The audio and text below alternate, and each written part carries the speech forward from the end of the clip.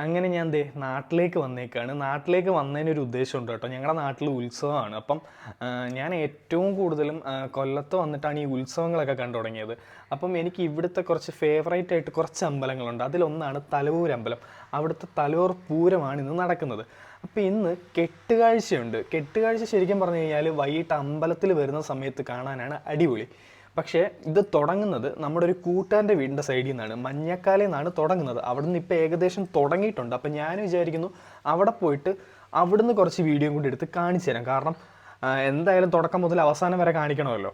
അപ്പം അവിടെ ചെന്നിട്ട് ആ വീഡിയോ കൂടി എടുത്ത് കാണിക്കാം. പിന്നെ ഞാൻ അവിടെ ചെന്നിട്ട് വീഡിയോ എടുക്കുന്നതൊക്കെ കട്ട് ഷോട്ടായിട്ടേ എടുക്കൂ. കാരണം പല പല ഫ്ലോട്ടുകളുണ്ട്. ഇതിൻ്റെ എല്ലാത്തിൻ്റെ സൗണ്ട് ഭയങ്കര ഒച്ചയായിരിക്കും. അപ്പം എനിക്ക് എത്രത്തോളം ഓഡിയോ ക്ലിയർ ആയിട്ട് കേൾക്കുമെന്ന് അറിയില്ല. അതുകൊണ്ടെല്ലാം കട്ട് ഷോട്ടായിട്ടേ ഞാൻ എടുത്തുള്ളൂ. അപ്പം അതിൻ്റെ ഇടയിൽ എന്തെങ്കിലും പറയാനുള്ള കാര്യങ്ങളുണ്ടെങ്കിൽ ഞാൻ ലാസ്റ്റ് ഒന്ന് പറഞ്ഞുതരാം. അപ്പോൾ എന്തായാലും മഞ്ഞക്കാലിലേക്ക് പോട്ടെ. ശ്വാസം മുട്ടിച്ചത്ത്. അപ്പോൾ അവിടെ ചെന്നിട്ട് ബാക്കി എടുത്ത് കാണിച്ചു തരാം.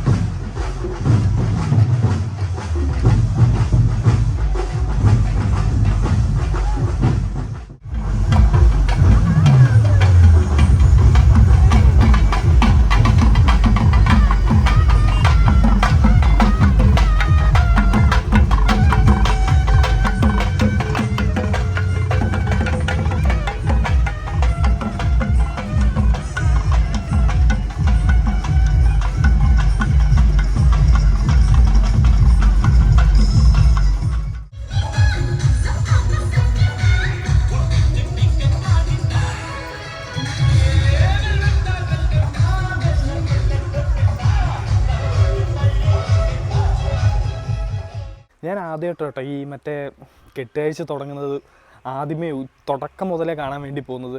രസമായിരുന്നു. കുറച്ച് ഫ്ലോട്ടുകൾ ഞാൻ കണ്ടുള്ളൂ. ഇത് ഇനി പോയി പല പല സ്ഥലത്തു നിന്നും എല്ലാവരും കൂടെ കണക്റ്റായിട്ടാണ് അമ്പലത്തിലേക്ക് വരുന്നത്. എന്തായാലും നല്ല രസമായിരുന്നു. ഞാനിത് കട്ട് ഷോട്ടായിട്ടേ എടുത്തുള്ളൂ. കാരണം 3-4 വണ്ടികൾ ഒരുമിച്ച് കിടക്കുമ്പോൾ അവരുടെ എല്ലാവരുടെയും സൗണ്ടും കൂടെ മിക്സ് ആയിട്ടാണ് കേൾക്കുന്നത്. ഇത് ഏത് പരുവത്തിലാണ് വന്നേക്കുന്നതെന്ന് എനിക്ക് അറിഞ്ഞുകൂടാ. എന്തായാലും ഞാൻ റോ ആയിട്ടേ ഫയൽസ് എല്ലാം എടുത്തുള്ളൂ. അപ്പോൾ ഇനി ബാക്കി വീഡിയോ ഒക്കെ ഞാൻ അമ്പലത്തിൽ ചെന്ന് കാണിച്ചുതരാം. അപ്പം ഞാനൊന്ന് കുളിക്കാൻ വേണ്ടി വീട്ടിലേക്ക് വന്നേക്കാണ്. അപ്പോൾ ആ സമയം കൊണ്ട് എല്ലാവരും ഫ്രണ്ട്സ് എല്ലാവരും വരും. അപ്പോൾ അതിനുശേഷം എല്ലാവരും കൂടെ പോയിട്ട് ഒരുമിച്ച് മൊത്തത്തിലുള്ളൊരു വീഡിയോ കാണിച്ചു തരാം. ഗൈസ്, പണി കിട്ടി. ചെറിയൊരു ഇമർജൻസി വന്ന് ഒന്ന് ഹോസ്പിറ്റലിൽ പോയി വന്നപ്പോൾ ലേറ്റായി പോയി. ഇപ്പം ഫ്രണ്ട്സിൻ്റെ അടുത്തൊക്കെ ഞാൻ നേരെ അമ്പലത്തിലേക്ക് പോകാൻ പറഞ്ഞു. ഞാനൊന്ന് പോയി കുളിച്ചൊരുങ്ങിയിട്ട് നേരെ അങ്ങോട്ട് ചെല്ലട്ടെ. ഇനി ഈ തിരക്കിൻ്റെ ഇടയിലൊക്കെ എങ്ങനെ കണ്ടുപിടിക്കുമെന്ന് പറഞ്ഞു. ഇവിടെ എന്തായാലും ചെന്നിട്ട് ബാക്കി കാണിച്ചു തരാം. ഞാൻ ദേ അമ്പലത്തിൻ്റെ ബാക്ക് സൈഡിലാണ് വന്നപ്പം നല്ല രീതിയിൽ ലേറ്റായി.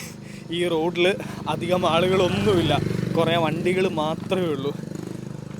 എനിക്കറിഞ്ഞൂടെ ഗൈസ് കെട്ടുകാഴ്ച എന്നെ കൊണ്ട് കാണിച്ചു തരാൻ പറ്റുമെന്ന്. കാരണം വല്ലാണ്ട് ലേറ്റായി പോയി. ഞാൻ ഒട്ടും പ്രതീക്ഷിച്ചില്ല ഇങ്ങനെ ഒരു ട്വിസ്റ്റ്. ഞാൻ നാട്ടിൽ വന്നത് തന്നെ ഈ അമ്പലത്തിലെ ഉത്സവം ഒന്ന് വ്ലോഗ് എടുത്ത് എല്ലാവരെയും കാണിക്കാൻ വേണ്ടിയിട്ടായിരുന്നു. പക്ഷേ എൻ്റെ പ്ലാനിങ്ങുകൾ വല്ലാണ്ട് തെറ്റിയിരിക്കുന്നു. ഇപ്പോൾ റോഡിൽ ആളുകളൊന്നുമില്ല, എല്ലായിടത്തും വണ്ടികൾ മാത്രമേ ഉള്ളൂ. ഞാൻ ഒറ്റയ്ക്ക് നടന്നുകൊണ്ടിരിക്കുകയാണ് അമ്പലത്തിലേക്ക്. ഇനിയിപ്പം അവിടെ ചെന്നിട്ട് എല്ലാവരും തപ്പിയെടുക്കൽ ഭയങ്കര ടാസ്ക്കാണ്. അതുകൊണ്ട് ഇനി എവിടെയെങ്കിലും വെച്ച് ആരെങ്കിലുമൊക്കെ കാണുന്നെങ്കിൽ കാണട്ടെ. എന്തായാലും ഞാൻ ചെന്നിട്ട് നിങ്ങൾക്ക് ബാക്കി എന്നെക്കൊണ്ട് പറ്റുന്ന രീതിയിലുള്ള കാഴ്ചകൾ കാണിച്ചു തരാം. ഇവിടെ ഫുൾ വണ്ടികളാണ്, അല്ലാതെ വേറെ ഒന്നുമില്ല. അതാണ് പ്രശ്നം. ഞാൻ വണ്ടികൾ കാണിച്ചു തരാം. ഇത് എനിക്ക് തോന്നുന്നു അമ്പലത്തിൻ്റെ ഒരു സൈഡിൽ നിന്ന് അങ്ങ് അറ്റം വരെ വണ്ടികളാണ്. ഞാൻ ആ വണ്ടികൾ കാണിച്ചു തരാം. ഈ റോഡിൻ്റെ ഈ സൈഡിലൊക്കെ ശരിക്കും പറഞ്ഞു കഴിഞ്ഞാൽ ബ്ലോക്ക് കാണാൻ പാടില്ലാത്തതാണ്. ഈ അമ്പലത്തിലൊരു പൂരം കാരണമാണ് ഇത്രയും ബ്ലോക്ക് വന്നേക്കുന്നത്.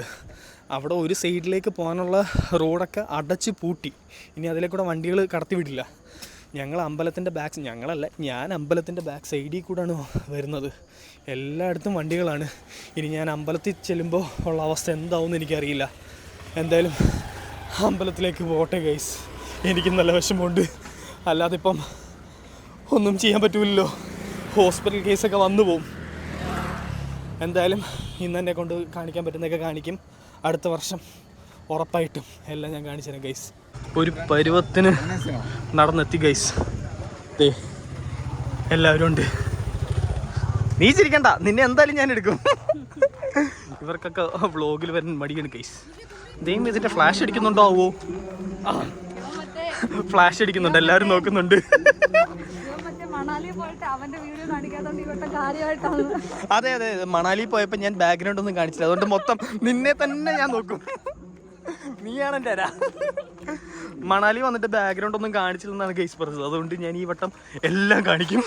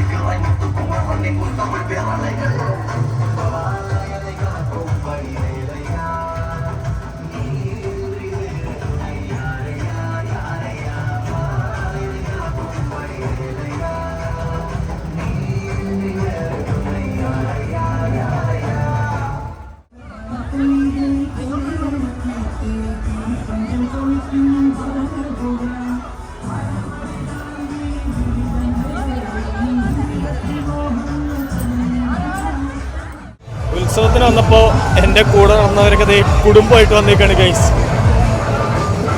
എല്ലാത്തിൻ്റെയിലും ഓരോ കൊച്ചുണ്ട്. മോനെ ഒന്ന് തിരിഞ്ഞേ. അച്ഛേ, എല്ലാത്തിൻ്റെ കയ്യിൽ കൊച്ചായി ഗൈസ്. ഞാനിപ്പോഴും ഇങ്ങനെ നടക്കുന്നു.